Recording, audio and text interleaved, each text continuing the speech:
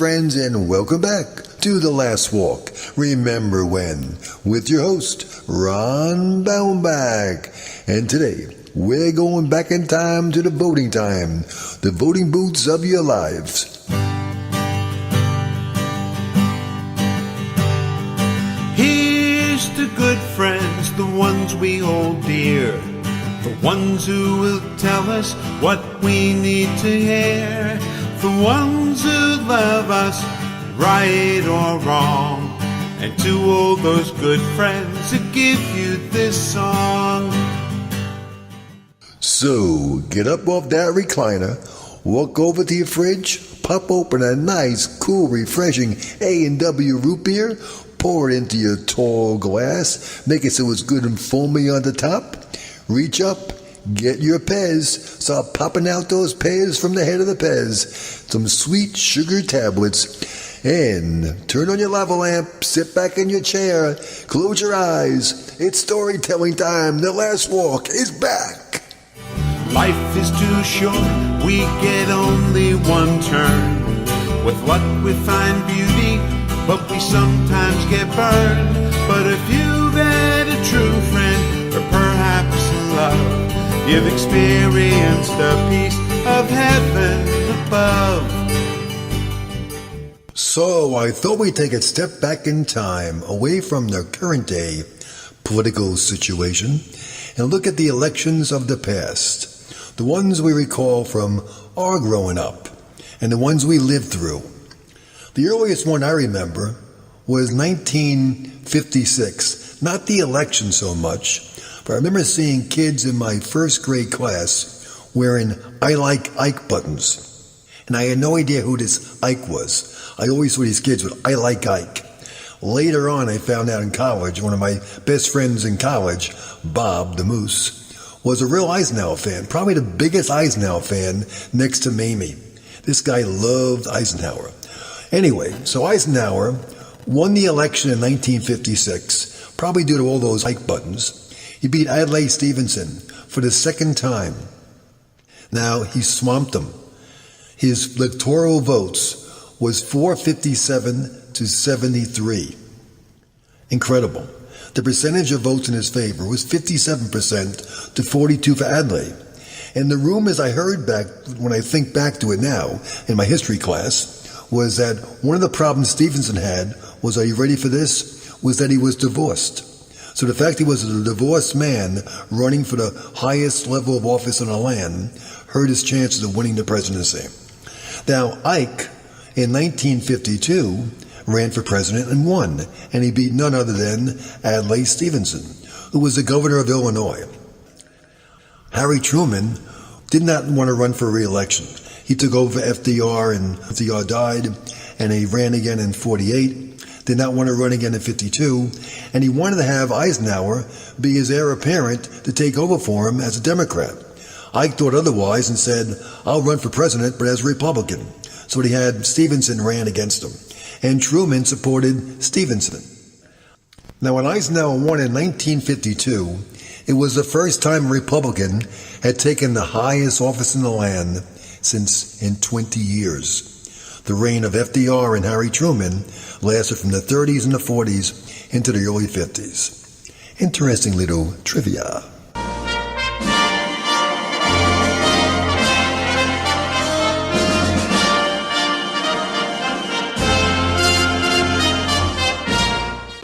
Now, when we were kids, we were thrilled when President Kennedy ran for the Oval Office in 1960. Our block was tickled pink.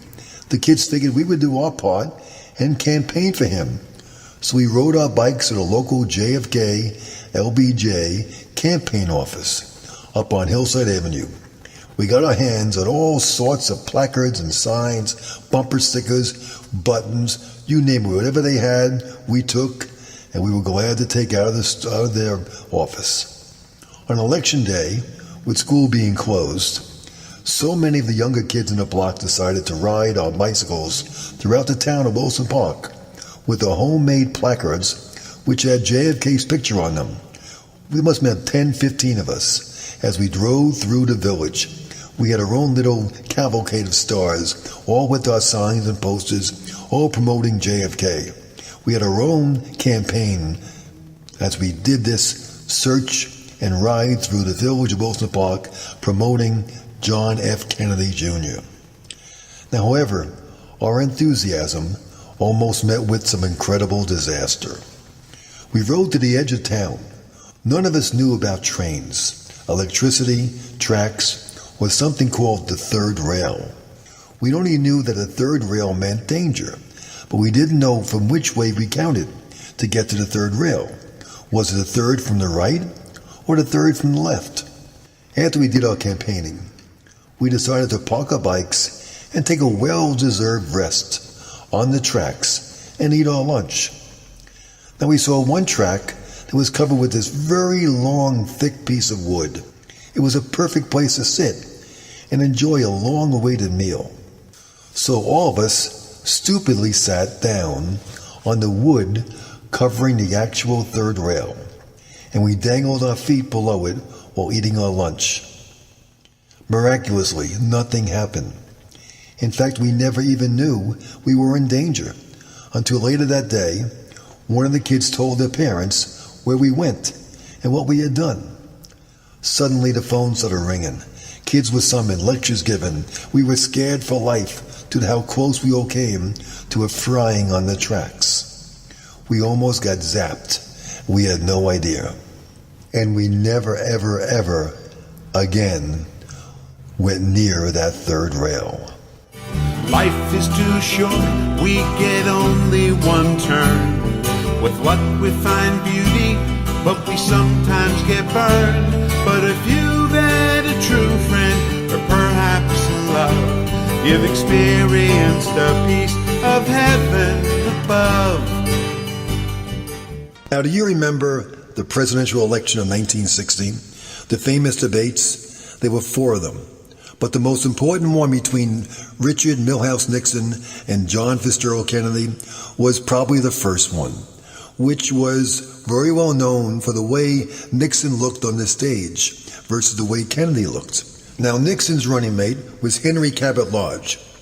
He saw the debate on TV, live. When it was over, he thought, we lost the election. Nixon lost. Nixon had been up by 6 points prior to the big debate. LBJ, Lyndon May Johnson, Kennedy's vice presidential candidate, only heard it on the radio. When he turned it off, he turned to friends and thought, we lost the election. Kennedy lost the debate in his mind on the radio. Kennedy won 49.72% of the vote to Nixon's 49.55. The electoral colleges was 303 for JFK and 219 for Nixon. So he pretty well swamped him there. Some interesting trivia from that first debate.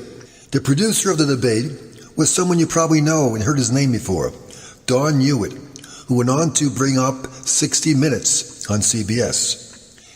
Now the show, the first debate, preempted a very big show on TV, Andy Griffith Show. So I guess it was not on all the networks back then. It must have been only on CBS. But it preempted the Andy Griffith Show. Now, the reason Nixon didn't look that great, he was recovering from a knee injury and was just hospitalized before he went into the debate. And he re-injured it as he walked into the debate room. Now, we all know LBJ took over for JFK after the assassination of John Fitzgerald Kennedy in '63. The following year, in 1964, LBJ ran against a real conservative in the Republican Party, Barry Goldwater. A tight race. LBJ won 486 electoral votes to 52 electoral votes for Barry Goldwater. 61% of the popular vote versus 39%. It was the largest spread of electoral college's votes. Now, no Democratic candidate since 1964 has matched the total of LBJ's electoral college votes. 2 presidential candidates have, Richard Nixon in '72 and Ronald Reagan in 1980 and 1984. In 1968, Richard Nixon decided to run again for president, after he said he wouldn't do it anymore, but he decided to run again for president. And LBJ, for whatever reason, decided not to run for re-election. So the candidate for the Democratic Party was Hubert Humphrey, the senator from Minnesota. And Richard Nixon was his counterpart, running as a Republican. Nixon won 301 electoral to 191, 43.4% of the vote to 42.7% of the vote. And a guy named George Wallace, the governor of Alabama, got 13.5% of the vote as a third-party candidate. Remember these election days way back when? Remember the first time you voted? Mine was 1972. Richard Nixon ran against George McGovern. McGovern didn't do too well. The Vietnam War was going on. Nixon was in his glory, doing real well back then. Didn't realize what would happen in a few months later. But Nixon did an incredibly successful campaign, won with 520 electoral votes to 17 for George McGovern.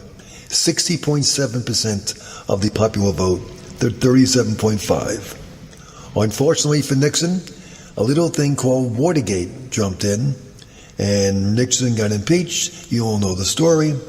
That was an interesting term of office. It saw two presidents, Nixon and Ford, and saw three vice presidents, Spiro Agnew, who resigned, Gerald Ford, who became president, and Nelson Rockefeller, who became Gerald Ford's vice president. That spread between Nixon and McGovern was the largest spread ever of a popular vote for a presidential election. How crazy what happened later on during his presidency. Now, 1976 was a very, very, very interesting year for presidential elections. There's a weird trivia question for this. Are you ready? I'll give you the answer and the question.